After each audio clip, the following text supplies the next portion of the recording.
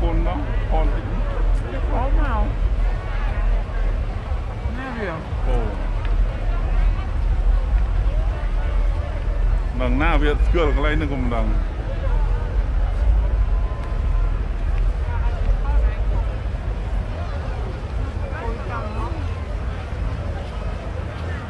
cùi chăm nó chăm chân na nghe rồi anh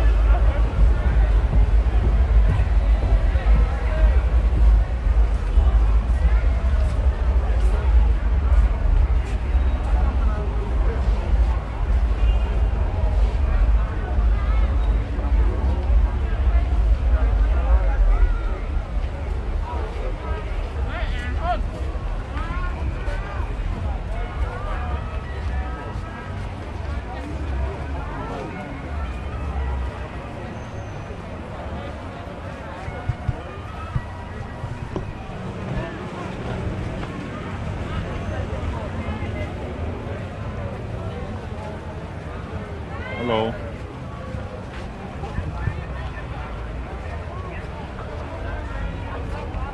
នៅផ្សារ Heritage គឺអីអើយចាតាទំនើប Heritage Walk ស្គាល់អត់មកនៅនឹងកន្លែងនឹងកន្លែងតាំងកន្លែងជាផតរូបកន្លែងទីរៀបផតរូបផត The Heritage Walk ហ្នឹងគឺដើមហើយមិនដឹងនៅណែដល់ឡើង100ជុំអត់ឃើញហ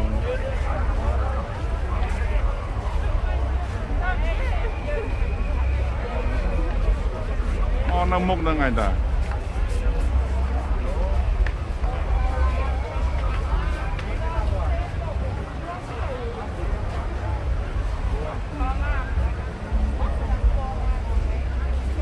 ឃើញមកឃើញនៅ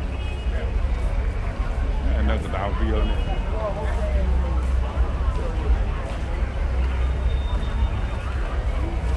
ឃើញទេ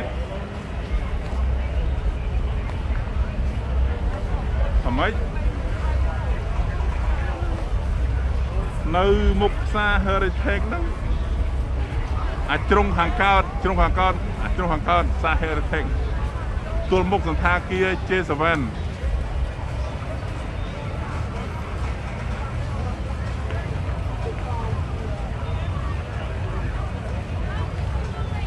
ម៉េច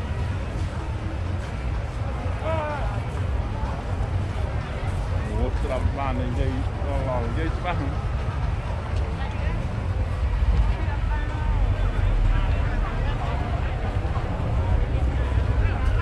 ស្រាប់បានទេនិយាយអត់ច្បាស់ហ៎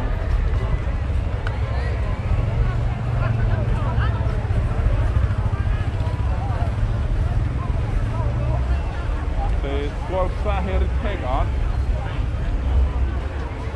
ផ្សារ Heritage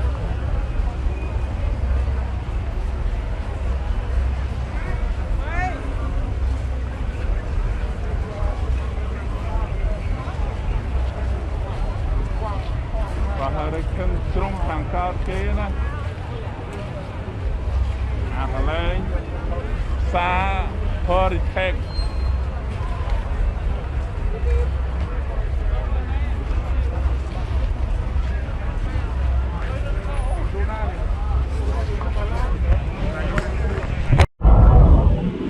ដល់ឆ្វេងឡើងជុំវិញរំឃើញតោះ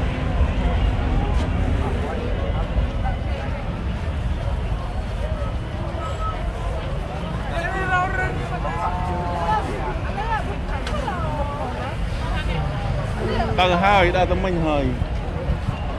ហើយចាំលើកមកដល់ក្នុងទៀត